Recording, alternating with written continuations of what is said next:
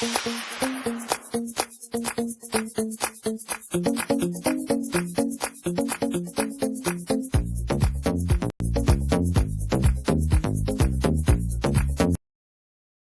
Evans stunned 7th seed Marin Cilic at Australian Open 2017 for biggest win of his career.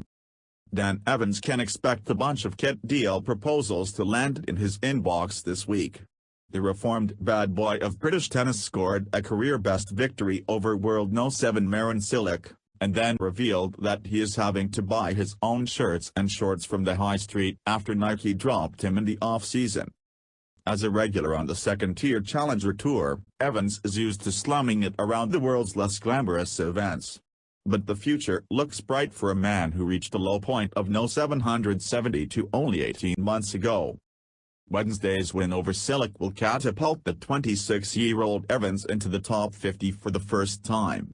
The private jet flight he made from Sydney to Melbourne at the weekend, courtesy of Tennis Australia, could soon become the norm.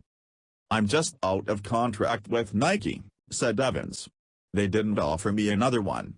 So I just went to the Uniqlo store and bought a load of clothes.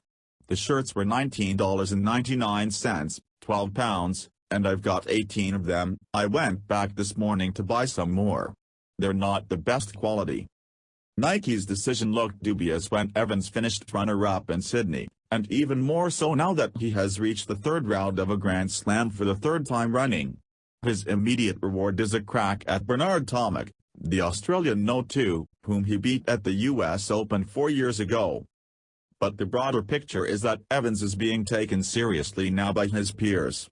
"I'm really happy for him," said Andy Murray, "because he's a nice guy. Once you get him on the match court, he competes really hard. He deserves it."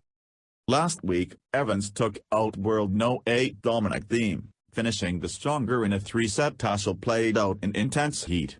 Against Cilic, conditions were considerably cooler, chilly even, once the sun had dropped below the horizon, but the pressure was far more intense in this gold-ribbon event.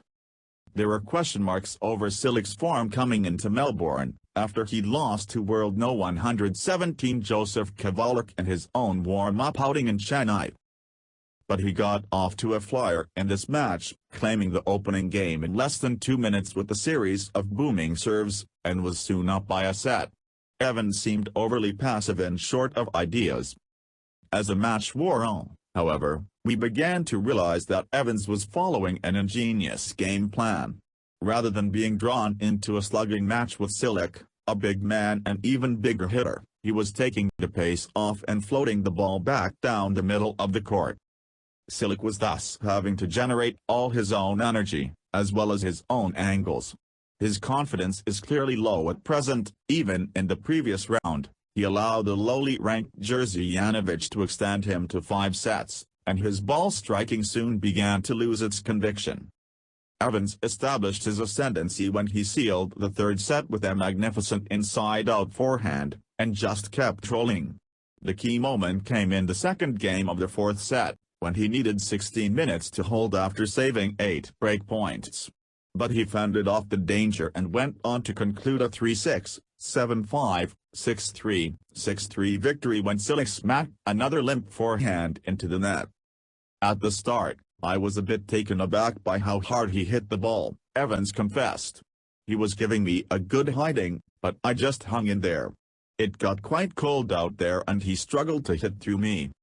Evans was straight onto his phone at the close of the match, texting friends. One of them, he said, was a bricklayer from Sydney who was missing a week of work in order to support him in Melbourne. "I'm not sure his girlfriend is that happy," Evans acknowledged. Meanwhile, Murray was coming off Rod Laver after his own second-round victory. The first question he asked was, did Dan win?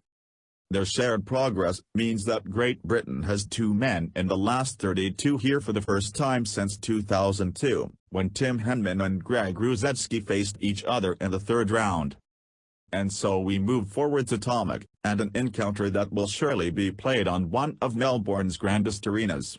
There is some interesting history here, for Evans has upset Tomic before, with the fine force at win at the 2013 US Open.